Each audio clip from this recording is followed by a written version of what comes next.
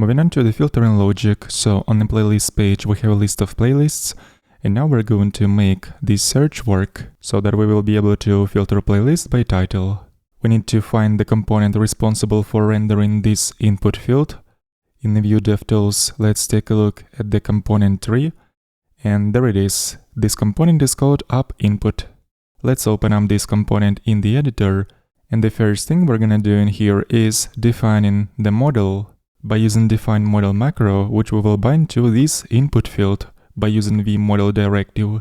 This way we're declaring a reactive variable which will be bound to this input field, which means whatever user is going to type in this input field will be automatically saved into this model reactive variable, and vice versa.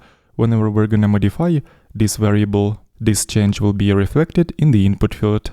Let's check it out how it works. I'm gonna type in something in here.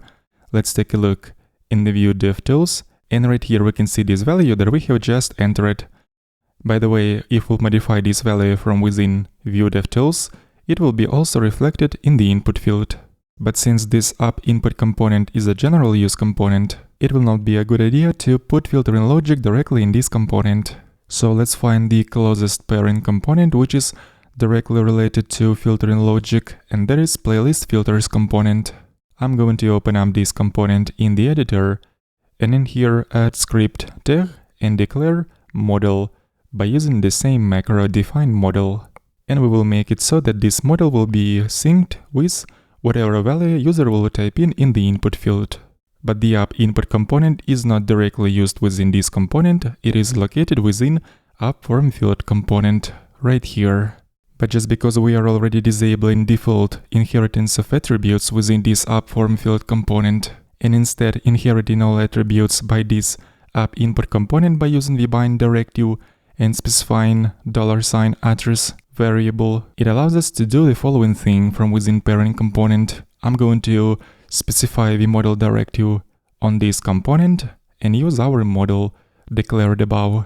And that's pretty much all that we have to do in order to sync input field with this model, because by inheriting all these attributes by this input component and forwarding them directly to appInput component, this model that is currently used within this appInput component will be in sync with that model used within playlist filters component, which means if we're gonna try to input something within this input field, this value will be saved in the model declared within playlist filters component, as you can see. So now let's move on to the filtering logic.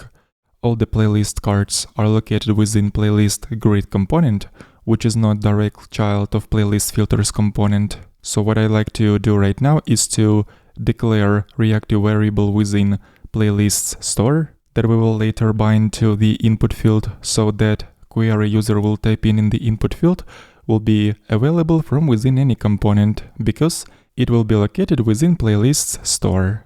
Let's jump into playlist store, and right here let's declare another reactive variable. I will call it search query, and the default value of this variable will be an empty string. Of course, to be able to get access to this variable from outside of this store, we have to export it within this object. And now let's jump back to playlist filters component and access this variable from there. I'm going to reference use playlist store function.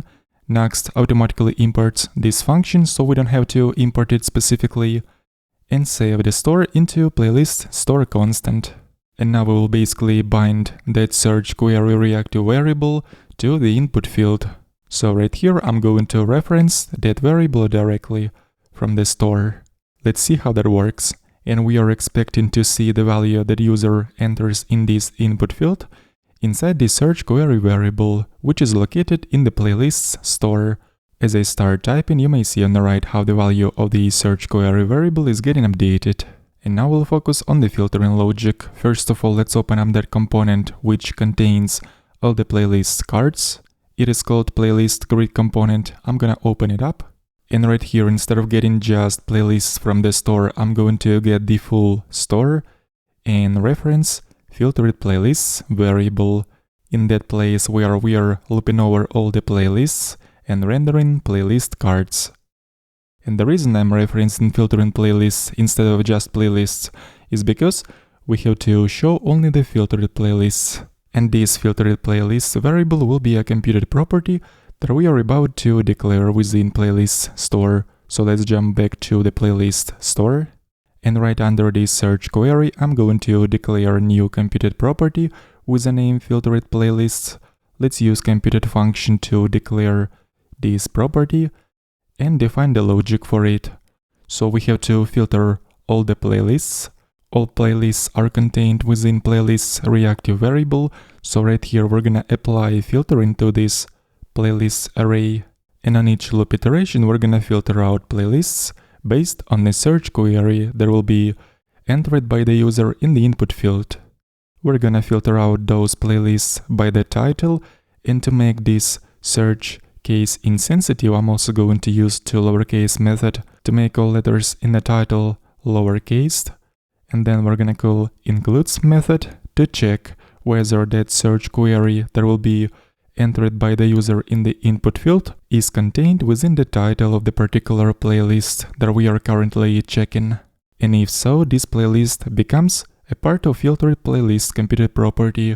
So now we're going to return this computed property from the store to be able to access it from within the component. We are already referencing this computed property right here inside playlists grid component. Let's test it out. I'm going to type in something in the input field, and sure enough, we're seeing how the list of playlists is filtered. You may also take a look at the store to check the current state of it.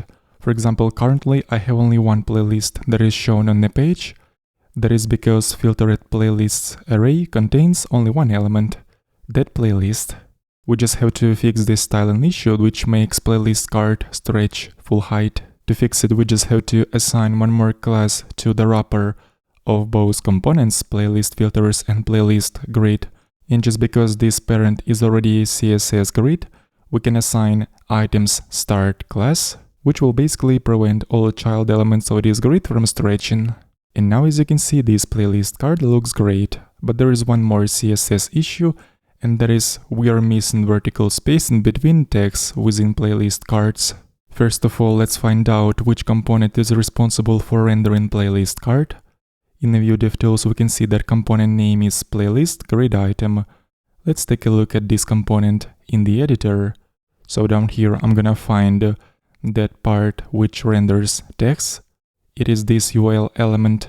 And to add vertical spacing between all children of this UL element, I'm basically going to add gap y1 class in here. So now the spacing between text is also fixed. As a next step, let's improve this filtering logic, because right now if we're gonna use spaces at the beginning or at the end of the search query, we're not gonna find any playlists, but I prefer to trim those spaces on both sides. Luckily, that is very easy to do when we are using the model directive. So in this case, I'm going to use modifier called trim on this vModel directive, which will basically trim all white spaces from both sides of this query automatically. And now, no matter whether white spaces are present at the beginning or at the end of the query, we're always going to get results, because those spaces from both sides will be trimmed. And the last improvement that I'd like to do in this lesson will be improvement to the empty state of this search, because if there will be no search results, there is no clue to the user. So let's just give a user some hint. Right here I'm gonna add paragraph with no playlist found text. And we're going to show this paragraph only in those cases when filtered playlist array will be empty, meaning when there will be no results.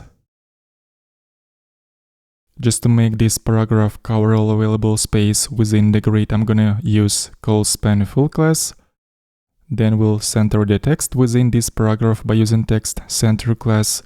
And to specify the color of the text, I'm going to use text gray 400 class, which will basically assign gray color with a shade of 400.